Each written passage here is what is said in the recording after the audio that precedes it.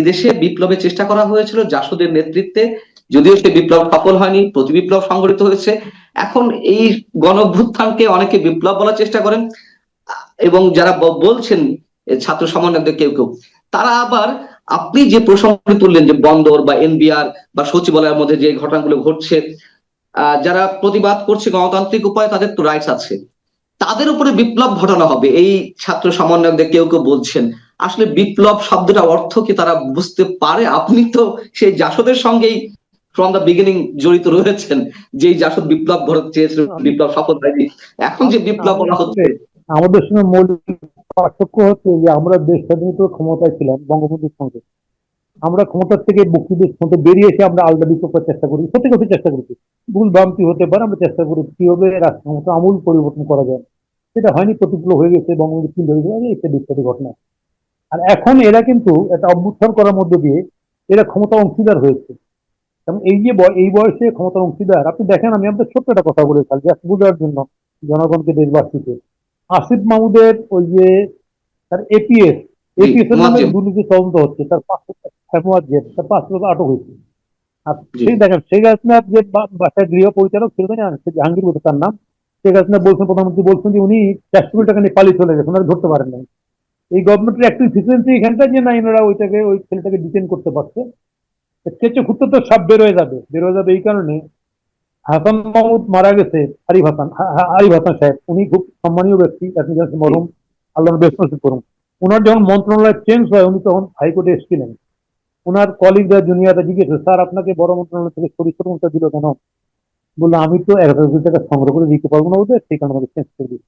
ওনার কথাই। জি, এখন বলেন কি তার প্রমাণ কি থাকবে? আমি 3-4 জন উকিল আমাকে বলেছি, আর কথা বলেছেন আপনাকে। আজকে এই যে 77 কোটি টাকার যে চিকিৎসা হতো বাদ দিতে হলো, নিশ্চয়ই তো ডাল মে কুছ কালা হয়।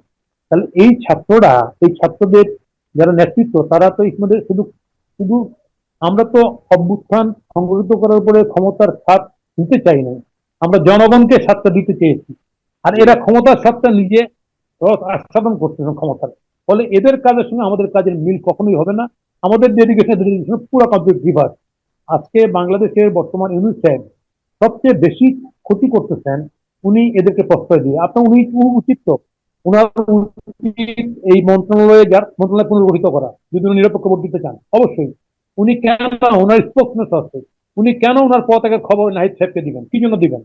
নাহিদ সাহেব একটা দলের আহ্বায়ক। তাহলে এই যে কাজগুলো করছেন ইউনুস সাহেব, তো রাজনীতি আমার ধারণা, আমি বলবো যে রাজনীতির ওটাও বোঝার জন্য ওনার সময় লাগবে, কিন্তু কোনো নিয়ম মানছেন না। ওনার তো নিয়ম মানা উচিত।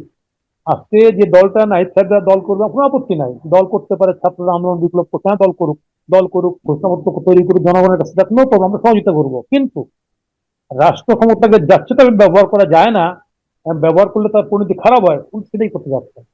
এবং এটা এই খারাপ দৃষ্টিটা আমার ধারণা পৃথিবীতে, বাংলাদেশে এইবারই প্রথম হলো আর কি। বাংলাদেশে এর আগেও অতীতে অসংখ্য বড় বড় আন্দোলন হয়েছে।